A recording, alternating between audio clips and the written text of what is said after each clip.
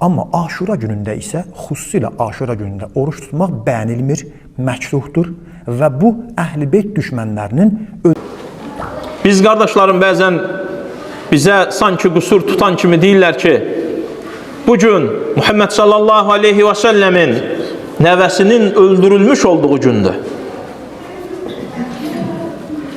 Və bizim şeyximiz,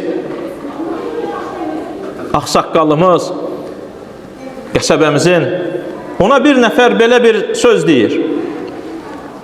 Deyir ki, niyə ehsan vermirsiniz? Əhlüsünnə deyirsiniz, niyə yemək içmək vermirsiniz Aşurada? Bizim şeyximiz deyir ki, cavab olaraq, biz zaten oruç tutmağımız Allaha görədir. Allaha şükür olaraq ki, Musa aleyhissalam Allah azze və cəllə qurtarıb.